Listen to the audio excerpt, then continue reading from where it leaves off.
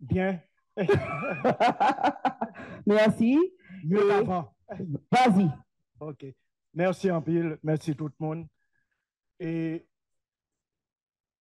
merci encore, Eugline. Question splendeur. Splendeur d'Haïti. Inscrit dans un débat sur le temps. Et débat sur le temps, ça, historien aujourd'hui a intéressé en pile avec. Parce que l'histoire, et puis, faut me citer souvent, c'est ton vieux ami, ça a un signe de passe que on peut le traduire en français enfin, qui pourra le gagner peut-être un parcours que les damnés de la terre qu'on est, que discours sur le colonialisme de Césaire à côté texte fanois, pour le connaître, mais non l'autre proposition et proposition de discours, proposition sur d'autres objets. Parce que histoire, c'est pas histoire qu'a faite là seulement, mais son distance tout par rapport à parole, il y a parlé sur histoire qu'a faite là. Mes amis, nous vivons un temps, un présent déraisonnable, très déraisonnable. Et la crise qui meurtrit Haïti aujourd'hui, qui l'enveloppe de son étreinte mortelle, est autrement grave par son discours. Aujourd'hui, les Haïtiens, les Haïtiennes parlent de leur pays et souvent, il y a du délire. Il faut du délire aussi pour faire pousser l'histoire dans son effectuation. Mais le délire mérite d'être questionné. Alors, à côté de la crise réelle, l'autre autrement réelle, c'est la crise du discours. Et voilà quelque temps, on m'avait justement invité à parler de l'avenir d'Haïti à une occasion comme celle-ci. Je me suis dit, avenir. Et j'ai pensé à Saint-Augustin, qui a développé la théorie de l'attente. Et je crois que quand il faut parler de l'avenir, le terme technique qui revient, c'est l'attente. Et il y a des historiens qui ont travaillé sur l'attente. Et je dis, mais la meilleure façon de comprendre l'avenir d'Haïti, c'est de questionner les attentes ayant produit d'autres avenirs, c'est-à-dire des présents passés. Et je pense à 1804, bien sûr. Je pense aussi à 46. Et je dis, ces grands événements à la fin de l'occupation ont été précédés d'attentes. La gravité de la situation aujourd'hui, je ne sais pas si vous serez d'accord avec moi, mais c'est un humble avis, c'est qu'il n'y a plus d'attente. Et c'est pourquoi on questionne l'avenir. Et deuxièmement, on questionne la splendeur aussi d'Haïti. La splendeur se réfère au passé. Et dès la chute des Duvaliers, on a constaté, pas que moi, une crise en ce qui a trait justement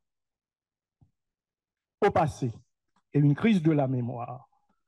Tout au début, jusqu'à la Valace, symbolisé surtout par la Valace, ce qui explique sa catastrophe, c'est que c'est une mémoire en colère qui s'est mise à taper sur le passé parce que pour cette mémoire, c'est le passé qui était responsable de tout.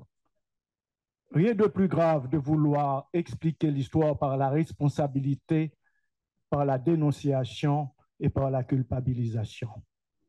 Il faut s'efforcer d'aller par-delà de tout ça. Et la gravité de la crise aussi réside dans l'historiographie haïtienne et dans la mémoire ordinaire qui a tendance surtout à hominiser les phénomènes historiques. Par-delà les hommes et les femmes, il y a les rapports entre les êtres et les choses. Et je crois que parler de la splendeur, c'est inscrire notre discours dans ses limites, dans ses impératifs aussi, dans ce qu'on appelle avant tout et surtout la question des rapports entre mémoire et histoire.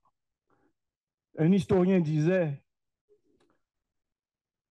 Quand l'histoire s'efforce de se saisir de la mémoire, son travail avant tout, c'est de se dépouiller de tout ce qui n'est pas elle.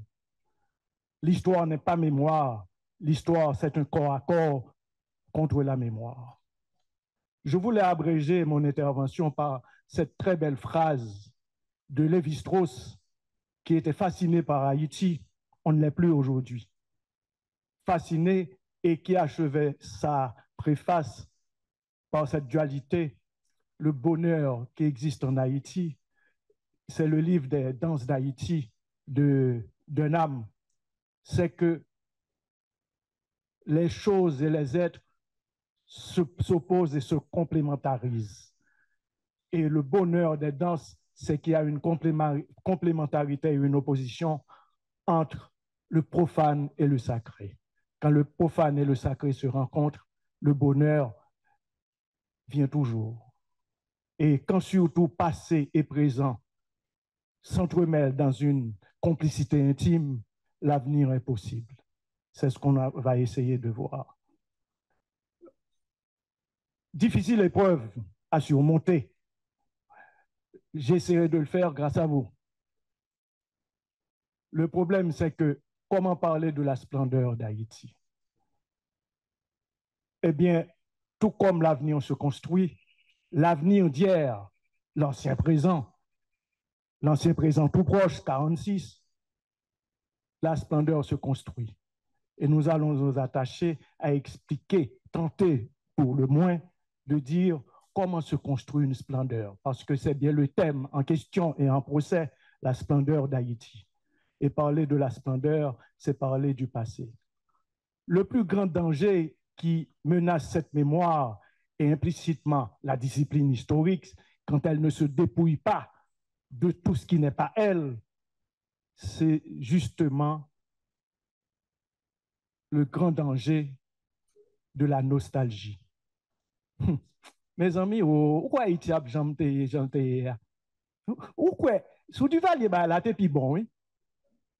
La nostalgie est tout aussi dangereuse que la colère. Et il nous faut rompre et avec la colère et avec la nostalgie. Voir quelle stratégie adopter pour reconstruire la complicité entre passé et présent. Dans les moments de splendeur, en tout cas, il faut en parler. Le 19e siècle, pour le 19e siècle, je détache, c'est une proposition, c'est une humble offre de Marchand, 1804. Quand Dessalines, sur la place des Gonaïves, autour, en début de matinée, en milieu de matinée, délivre ces 3 messages à la nation, au peuple et au monde. Quelqu'un reprenant la très belle métaphore de Rimbaud disait « Haïti, soleil noir ». C'est un soleil noir qui répandait ses rayons sur la planète entière. Et je dis, c'est ça la splendeur. C'est ça, justement, un peuple qui se met debout et qui parle au monde et qui parle à lui-même.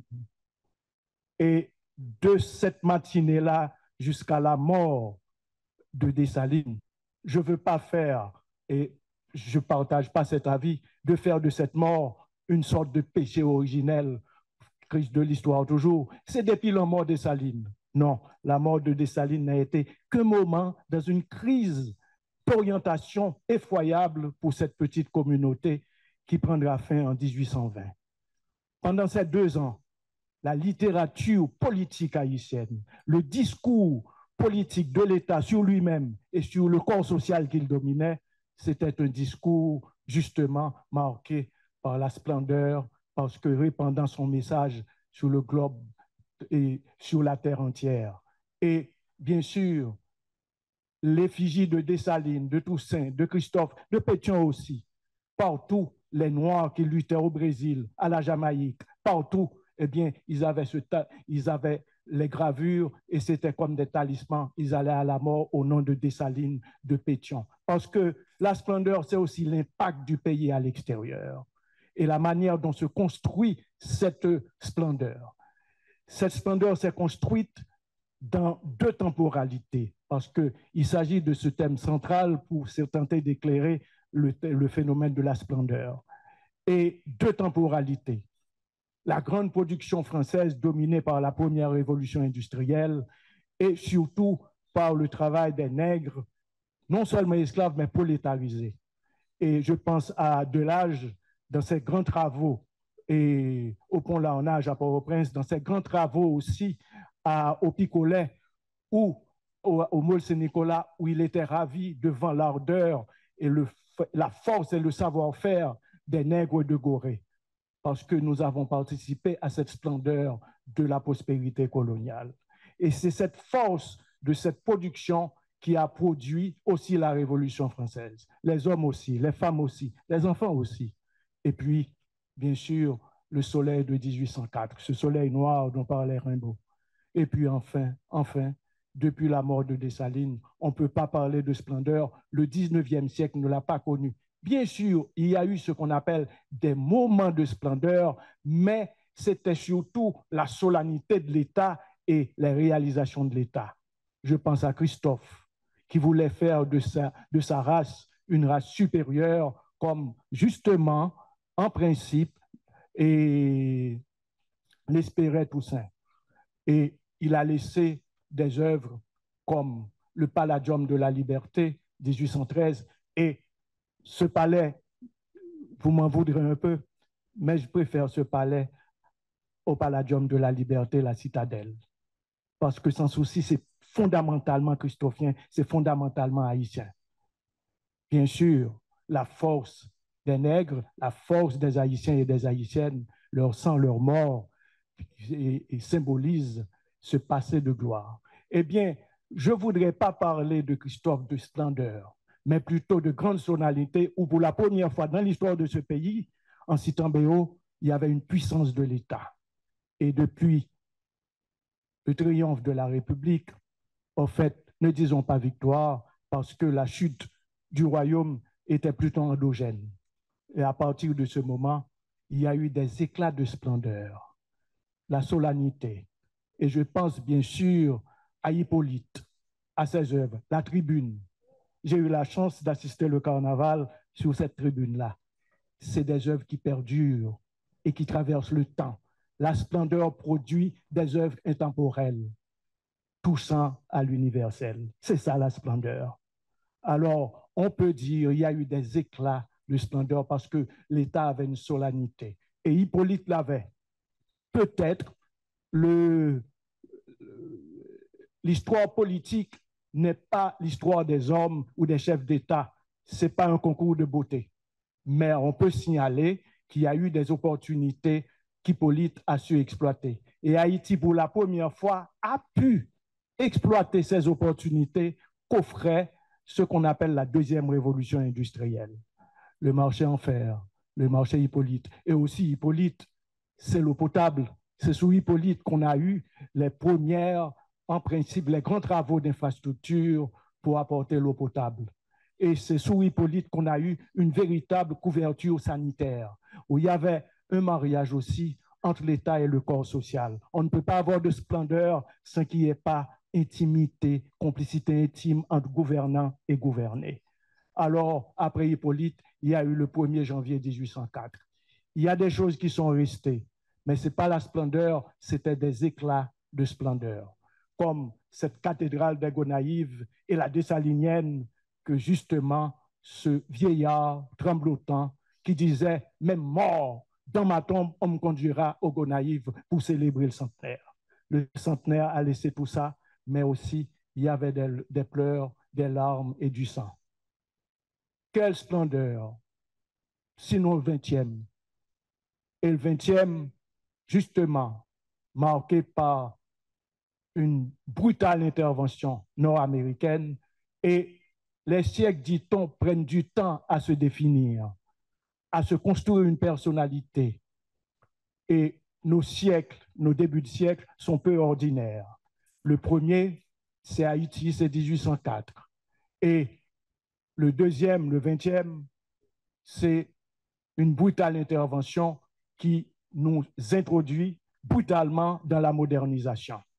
Et cette modernisation, assez bizarrement, contrairement à cette quête de modernisation qui nous rend fous aujourd'hui, et folle aussi, je parle des femmes, eh bien, ce qui s'est passé, cette folle modernisation, en ce qui a trait à l'occupation américaine, Ingalls, pourquoi ne pas le citer, observateur attentif de l'évolution des relations État-société, disait « L'histoire n'évolue jamais dans le bon sens.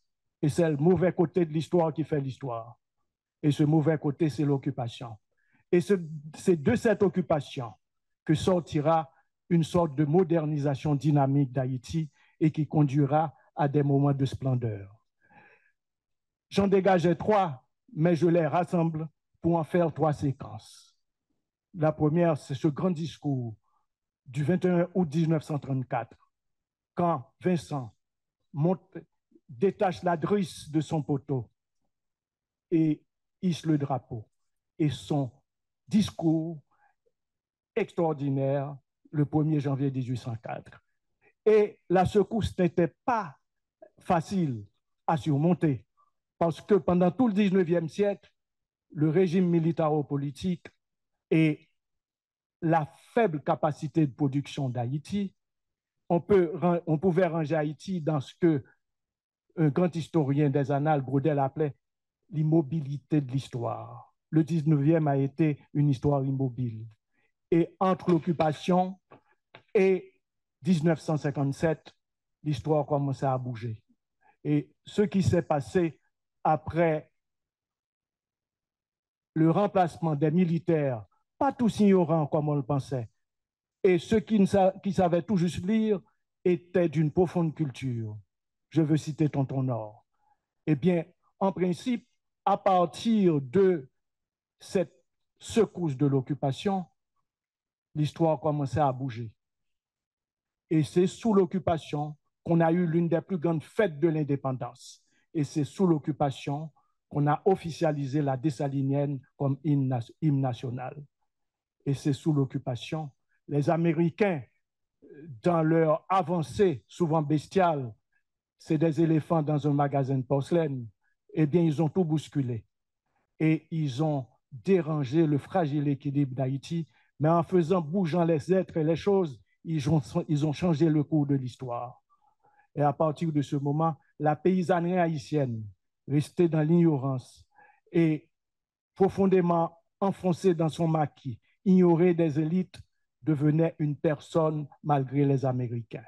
Ils partaient couper la canne. Et sans l'occupation, on n'aurait pas eu ce roman célèbre, Les gouverneurs de la Rosée. Mais les gouverneurs de la Rosée, c'est l'expression de moments importants dans la construction de cette splendeur d'Haïti. Qu'est-ce qui se passe? Eh bien, contrairement à aujourd'hui, on n'a pas inventé la tradition, on la découvre. Aujourd'hui, on l'invente, on donne une date, on prête une date à Dessalines. C'est un scandale que l'État a cautionné. C'est encore un autre scandale. Alors, à partir de ce moment, on découvre la tradition. Jean Price Mars, les petits gars de la revue indigène, énoncent la paysannerie, parlent de la paysannerie. L'univers romanesque change. Le grand récit des peuples n'est plus tout seul. Saint John Peirce disait dans un texte resté célèbre, l'épopée produit son propre récit. Son récit lui suffit. Et on s'est limité à reproduire ce récit. Mais à partir de l'occupation et à la veille de 1946, le récit s'enrichit grâce à l'apport de la paysannerie. Grâce à l'intrusion de la paysannerie, on découvre nos traditions, on découvre l'Afrique.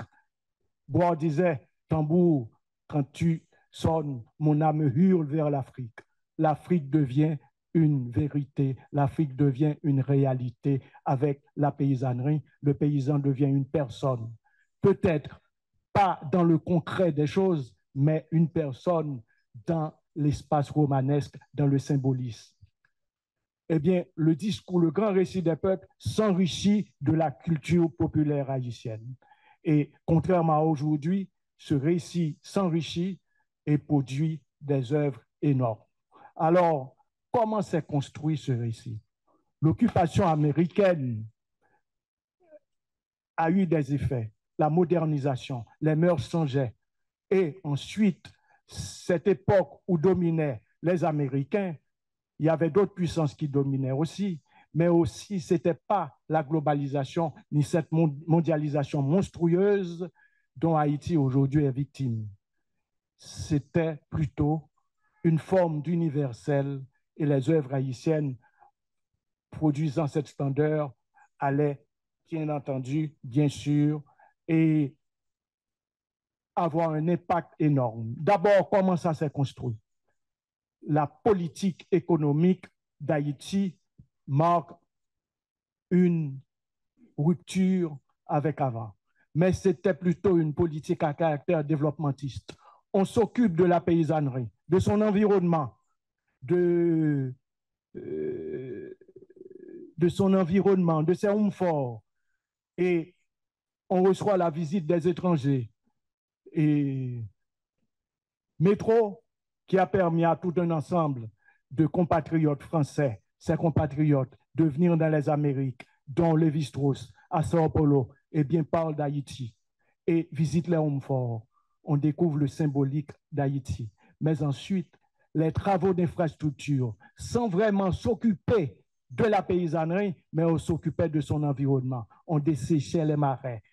Et Vincent, sous les effets du discours peut-être de janvier 1941 de Franklin Delano Roosevelt, les 4 libertés, parle de liberté, même il glissait dans l'autocratie. Il y avait un régime politique aussi qui nuisait pas, une démocratie fonctionnelle qui ne nuisait pas à l'épanouissement du peuple.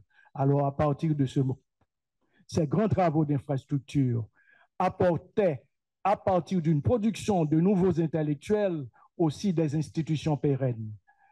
Entre 1940 et 1956, un ensemble d'institutions, ce que certains spécialistes appellent les cadres sociaux du savoir. L'Institut d'ethnologie, le Bureau d'ethnologie et le Centre d'art, la bibliothèque, les bibliothèques initiées par Vincent, et ensuite l'ESCO, le pauvre Lescaut, dont on a dit beaucoup de mal, était aussi un modernisateur. Le premier ascenseur d'Haïti est venu justement d'une transaction de l'ESCO avec l'ambassade américaine. Et puis, l'ESCO a apporté d'autres choses. Bien sûr, les éclats de splendeur, son mariage et le mariage de sa fille avec Pierre Chauvet, tout comme le mariage de Jean-Claude Duvalier, mais c'était fini avec Michel. Je crois que Gardy vient de parler de tout ça, mais c'était des éclats de splendeur. La vraie splendeur, c'était la belle époque en 1940 et 1960, et même au-delà. Et à partir de ce moment, on commençait à parler d'Haïti et tout le monde venait. N'oublions pas les grandes conférences aussi de l'ESCO, pas l'ESCO lui-même, qu'organisait l'ESCO, du Marseille estimé aussi. On retrouvera tout ça dans le livre du docteur Saint-Villiers. Et dans l'ESCO aussi avait apporté sa pierre dans tout ça. Et l'aérodrome de Chancerelle, parce que pour qu'il y ait splendeur, il faut des institutions pérennes. Toutes les institutions qui existent aujourd'hui en Haïti témoignent d'une splendeur du présent, du présent et du passé proche. Toutes ces institutions, c'est les plus solides d'Haïti aujourd'hui. Aucune institution issue de la crise post-duvalérienne n'a eu un impact comme ça a été le cas pour ces institutions-là. Le bureau d'ethnologie existe toujours. La Société haïtienne d'histoire, tout autant. Et de la société civile et de l'espace politique, on produisait des œuvres pérennes. Gouverneur de la Rosée. C'est en 1948, le grand festival, la grande exposition des arts nègres à l'UNESCO. Picasso était venu. Il a vu les tableaux des primitifs haïtiens. C'est justement de là est venue cette proposition admirable de Lévi-Strauss, la complémentarité entre profane et sacré, opposition et complémentarité. Eh bien, tout ça construisait Haïti. Par la suite, les modernes s'en sont emparés. Et puis, la littérature a fait un bond énorme. C'est ça la splendeur. C'est dans les symboliques. Et jusqu'à peut-être Spirale, je pense à Franck, à René Philoctète, à Jean-Claude Vignolet, jusqu'à peut-être Spirale, aucune école d'art littéraire n'a vu le jour. Il y a eu bien sûr la revue indigène qui a recadré la littérature haïtienne en la modernisant. Et puis ensuite, Haïti littéraire, qui a donné les plus grands poètes et écrivains du XXe siècle et peut-être de cette terre. Et puis enfin, Spirale. Voilà la splendeur. Et aujourd'hui, ce qu'on peut dire, c'est qu'il faut chercher un récit adapté à ce peuple. Et il faut partir au-delà de ce qu'on appelle la crise du personnel politique et savoir ce que c'est que l'État. Malgré les glissements autocratiques, les gens qui ont dirigé ce pays entre eux, sous l'occupation du pauvre Borno jusqu'à peut-être, et Magloire connaissait l'État, connaissait la matérialité de l'État, comment faire fonctionner l'État, parce que l'État est une machine impitoyable. Si on dessert l'État, la société perd mortellement cette erreur. Je vous remercie. Wendell Zin. Puis, tu as parlé là, va un livre devant nous. Quand imagine, applaudissez pour moi.